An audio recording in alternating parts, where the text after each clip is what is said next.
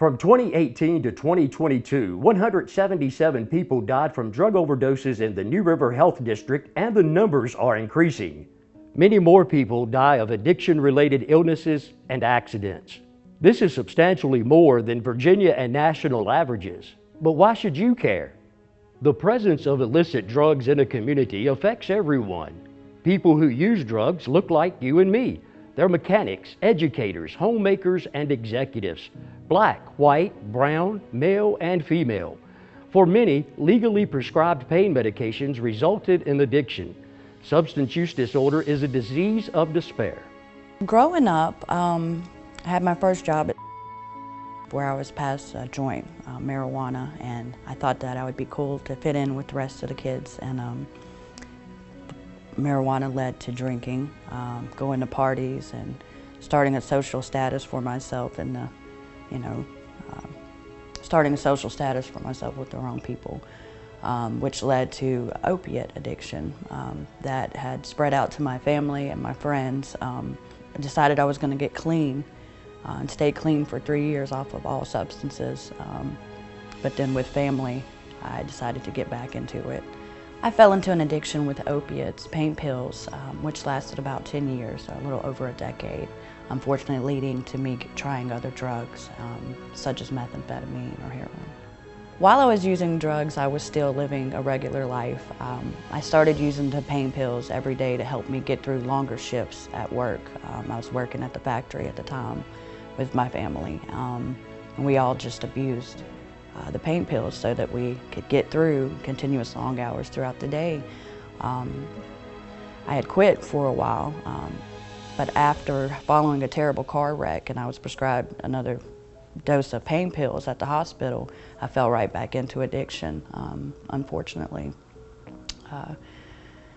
Trying to be cool and hanging out with my friends, I would try a line of this or I would do a line of that, just at regular parties, just a regular person.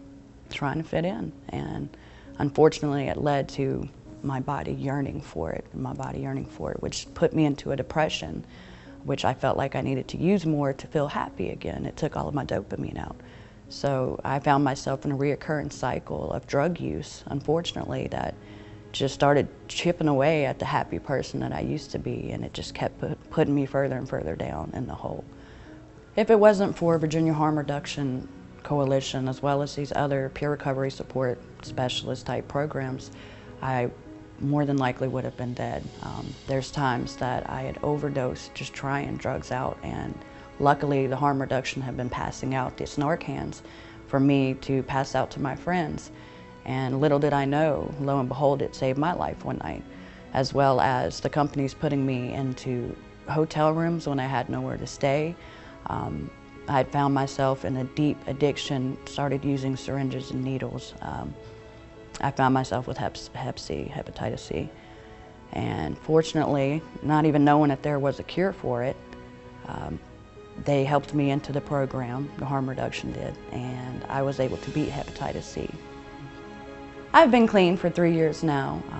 I found God. I was able to find a man that I loved and get married and settle down. I've held a job for more than a year now, and I do have a beautiful little 3.5-month-old baby. So tell me, would you save me? In 2020 and 21, more than 96,000 people died of overdoses throughout the United States. The economic burden of the opioid epidemic in Virginia is estimated at $3.5 billion. Labor losses in the United States are estimated to be around $1.9 billion. People who share needles are more susceptible to serious, potentially life-ending conditions. The estimated lifetime treatment cost per person with HIV at age 35 is $326,000. For hepatitis C, it ranges from $100,000 to $280,000 per person. But what can be done about it? Harm reduction is key. Harm reduction is a set of evidence-based principles that helps provide supplies, education, and tools to individuals that are actively using substances to reduce the harms associated with substance use, such as overdose death and disease transmission. Harm reduction is meeting people where they're at. It's utilizing science, evidence-based practices to help improve the quality of life of those who are still in active use. We help by providing linkages to care, through things like hepatitis C, HIV, connecting individuals to abstinence-based recovery resources or medicated assisted treatment if that's something that they are ready to pursue. Harm reduction isn't just a needle exchange. Harm reduction is connection, it's compassion, and it's care. Community health workers provide peer support and referrals in the New River Health District. Teachers, police, and regular citizens are receiving training to administer Narcan, a nasal spray that revives someone in respiratory distress due to overdose.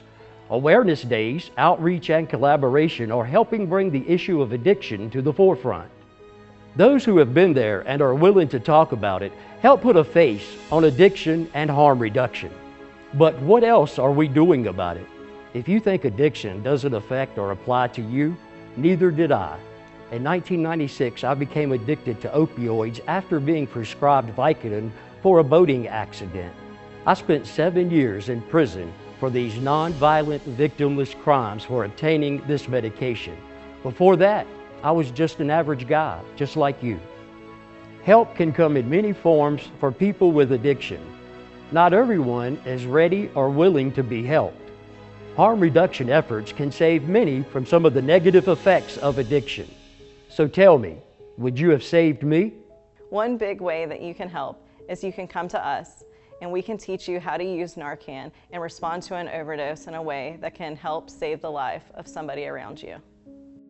For more information about substance use disorder and our harm reduction efforts in the New River Health District, please contact the Virginia Harm Reduction Coalition.